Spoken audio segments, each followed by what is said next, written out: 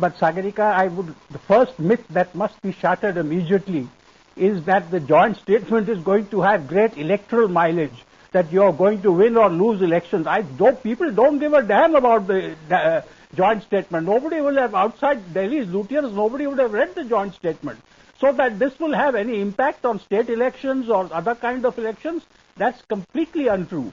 The second thing I want to say, of course there is some unease, but we must look at the larger picture. The bigger picture is that engagement with Pakistan is essential, is mandatory. But how can you look at the larger picture? How can you look at the larger picture when the memories of 26/11 are so fresh? When the Kasab trial is going on.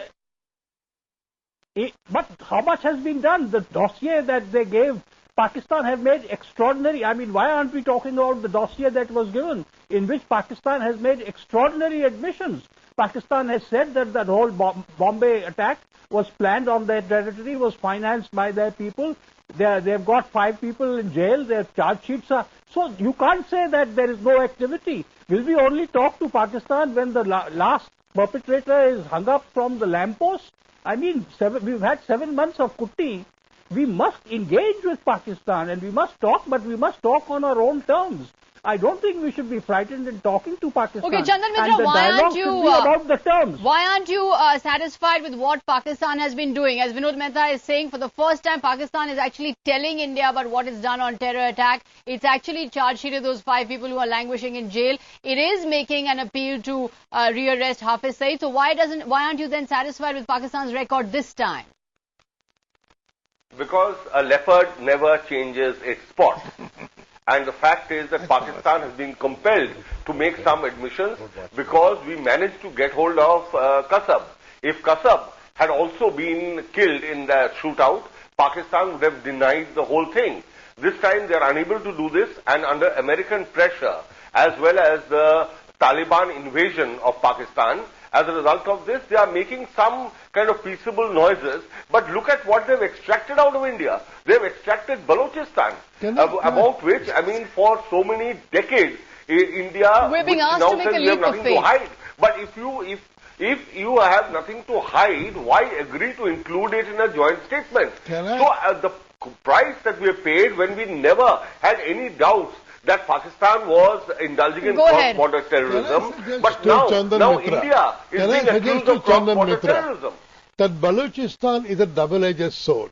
For the first time, Pakistan has publicly admitted trouble within its own territory.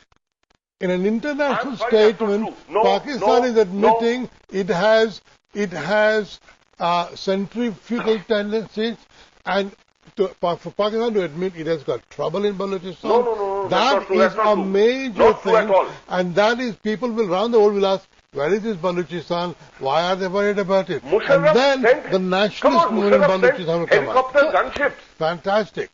But Chandan Mitra, you can't possibly think. But you can't possibly think that the world will believe that India has actually created the Balochistan problem. Exactly. In fact, no one in the international community is likely to buy that explanation. They all know what, in fact, Islamabad has been doing in Balochistan, what it has been doing in NWFP. Nobody is likely to buy the explanation that India actually did it. How do we know? How do we know? Pakistan's diplomacy has been very successful all over these years. I'm very happy that Chandan is paying compliments to Pakistan.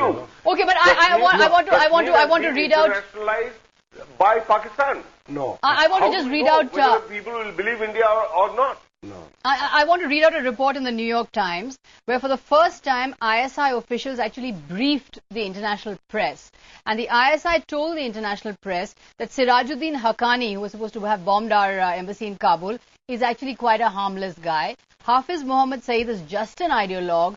There is no case against him because he is not anti-Pakistan. He has no anti-Pakistan agenda. Now, the powers that be in Pakistan is the ISI, and they're saying Sirajuddin Haqqani is a nice guy, Hafiz Mohammed Saeed is a nice guy.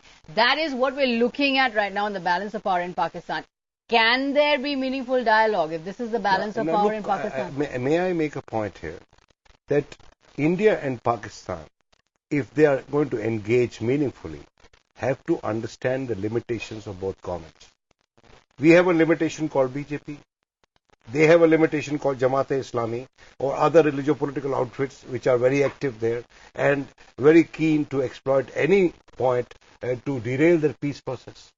The Prime Minister, you see, it's very lonely at the top, as I said at the, you do not know today, and historians will, and Chandan is a student of history. I mean, he's done his PhD on Quit India movement, and he should understand it better. There are many things which cannot be disclosed by the Prime Minister, which are in strictest confidence between him and his fragile that peace constituency is, we have to reach out to that peace constituency. No, my understanding is that Hafiz Said... This is no argument. No, let me finish, Chandan. Hafiz Said has not been booked or is being given the leeway, and the other Haqqani is being given the leeway because Pakistan cannot afford a fight on two fronts today. No, it cannot. With the terrorists. It cannot. It cannot on but the northwestern borders. But it's also got an identity and crisis. It cannot on the eastern border. I've got a Pakistani blog which says that Jamaat-ud-Dawa is like our RSS. Yes. Just as you cannot expect us to go against the RSS, you can't expect us to act against Jamaat-ud-Dawa. So hang on, we're not looking at a very rosy picture here. But can I say, on one hand we are saying, Pakistan is fragile. Pakistan has got problems. So what are we worried about? Yeah.